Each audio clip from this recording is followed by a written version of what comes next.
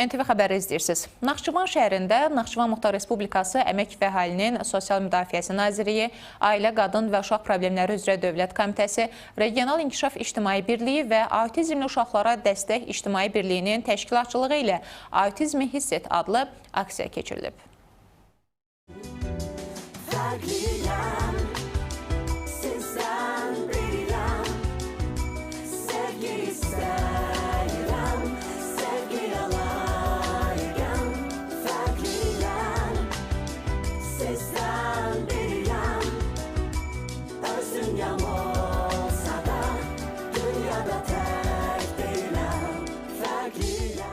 Saat Meydanı İstirahət kompleksində təşkil olunan aksiyanın əvvəlində ümummilli lider Heydər Əliyevin və şəhidlərin xatirəsi bir dəqiqəlik sükutla yad edilib, dövlət himni səsləndirilib.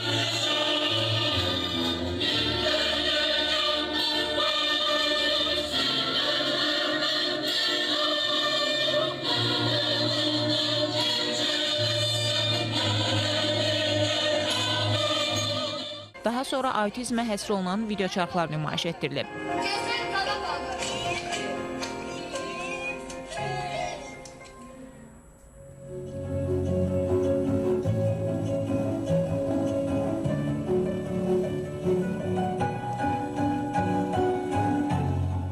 Autizmli Uşaqlara Dəstək İctimai Birliyinin təsisçisi və sədri Ayaz Seyidli tədbirin autizm haqqında ictimai maarifləndirmənin artırılması və inklüziv cəmiyyətin formalaşdırılması baxımından əhəmiyyətindən bəhs edib. Türkiyə Respublikasının Naxçıvandakı baş konsulu Asip Kaya və Naxçıvan Muxtar Respublikasının Ali Məclisinin deputatı Üzeyir Məmmədov, Ailə, Qadın və Uşaq Problemləri üzrə Dövlət Komitəsinin əməkdaşı Elsun Cahangirli, autizmli şəxslərə qarşı cəmiyyətin həssaslığının artırılmasının, onların cəmiyyətə inteqrasiyasının dəstəklənməsinin, inklüziv mühitin təşviqinə yönəlmiş təşəbbüslərin əhəmiyyətini vurğulayıblar. Aksiyanın bədii hissəsində autizmli uşaqların hazırladıqları rəsm və əl işlərindən ibarət sərgi nümayiş etdirilərək ziyarətçilərə onların yaradıcılıq nümunələri ilə yaxından tanış olmaq imkanı yaradılıb.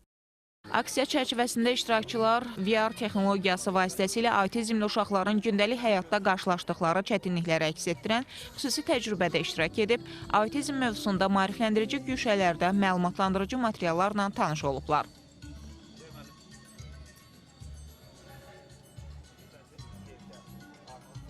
Aksiyamızın əsas məqsədi VR təcrübə dediyimiz VR eynəklər vasitəsilə VR zonamızda, VR çadırlarda autizmli uşağı hiss edərək, yəni o uşaqların dünyasını hiss edərək insanlara bir növ autizmin nə olduğunu izah etməyə deyil, artıq yaşatmağa, hiss etdirməyə çalışırıq. Bugün Autizmli Uşaqlara Dəstək İctimai Birliyi olaraqdan yenidən autizm uşaqlarının üçün tədbir təşkil elədik ki, onların həm sosiallaşması, həm cəmiyyət tərəfindən qəbul olunması üçün böyük bir addım idi bu. Deməli, burada bilirsiniz ki, bir neçə sərgimiz var ki, buradan əldə olunan hər bir iyanə bizim autizmli uşaqlarımızın dəstək birliyində uşaqların təlim tərbiyəsinə, onların seanslarının təşkilində istifadə edirik. Aksiyanın əsas məqsədi autizm haqqında ictimai maarifləndirmənin artırılması, autizmli şəxslərə qarşı cəmiyyətdə anlayış və empatiya hissinin gücləndirilməsi, inklüzivliyin təşviqi və autizmli uşaqların cəmiyyətə inteqrasiyasına dəstək göstərilməsi olub. Həsən Məmmədov, Rəşad Hüseynov, NTV.